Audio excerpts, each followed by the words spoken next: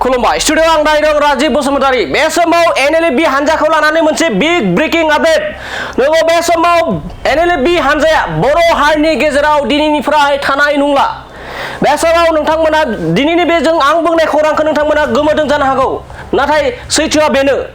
बर' हारिनि गेजेराव एनएलएफबी हानजाया दिनैनिफ्राय थानाय नंला होननानै बे समाव सुलुंनिफ्राय मिथिना मोननाय जादों नोंथांमोना मिथिगौ दि एनएलएफबी हानजानि गायसनथाय फालिथाय साना दाखालि साननैसो सिगाङाव जानानै थांबाय आरो एनएलएफबी हानजाखौ बिटिआर गोरोबथा थामहिनबा 2020 मायथाइनि 27 जानुवारि खालाराव बर'नि गेजेराव जारिमिनारि आरो गोजोन गोरोबथा बिटिआर गोरोबथानि उनावनो एनएलएफबी हानजाखौ दानाय जादोंमोन नाथाय दिनैनिफ्राय बे समाव जों सुलुंनिफ्राय मिथिनाय बायदिब्ला दिनैनिफ्रायनो एनएलएफबी हानजाया डिसबेन्ड जासिगोन मानो होनना बुङोब्ला दिनै एनएलएफबीनि मोननैबो फेक्सन हानजाया दिनै गुवाहाटीआव थानाय कलाक्षेत्र नब्लाङाव रायजो सरकारजों सावरायनायजों लोगोसे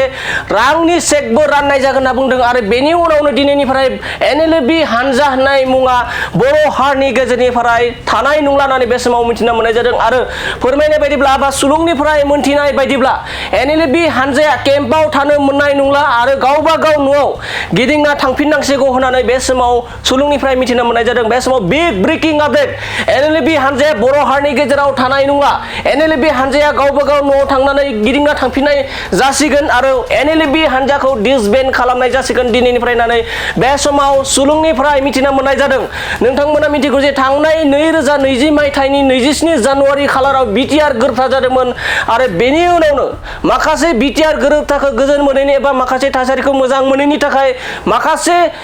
बारग' एनडिएफबीनि दैदेनगिरिफ्रानो गिदिंना थांफिनदोंमोन आरो गोदान महर होदोंमोन एनएलएफबी होननाय मोनसे हानजा आरो बे एनएलएफबी हानजाया दिनैनिफ्राय जोबनाय जासिगोन होननानै बे समाव मोनथिनाय जादों आरो दिनै साफ्रोमबो एनएलएफबी हानजानि दैदेनगिरि आरो केडारफोराबो दिनै गुवाहाटीआव थानाय कलाक्षेत्रनि नब्लाङाव सरकारजों सावरायनायजों लोगोसे रांनि चेकबो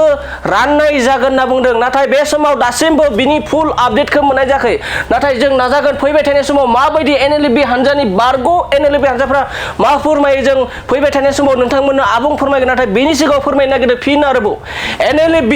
एनएलएफबी हानजाया दिनैनिफ्राय डिसबेन्ड जासिगोन होननानै बे समाव जों सुलुंनिफ्राय मिथिना मोननाय जादों आरो माखासे एनएलएफबीनि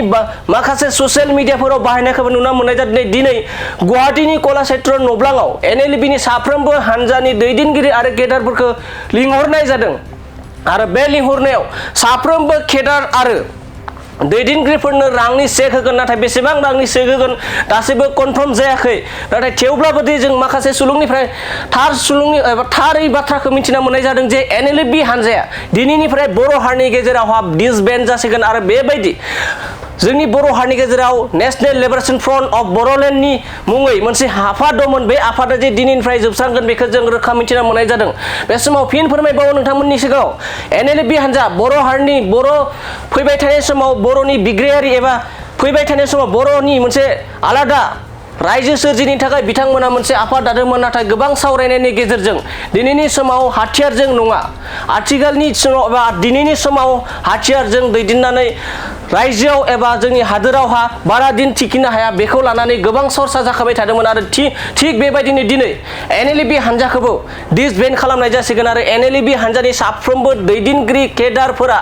गावबा गाव न' फारसे गिदिंना थांफिननांगौनि एबा गिदिंना थांफिननाय जासिगोन होननानै बे समाव मिथिना मोननाय जादों।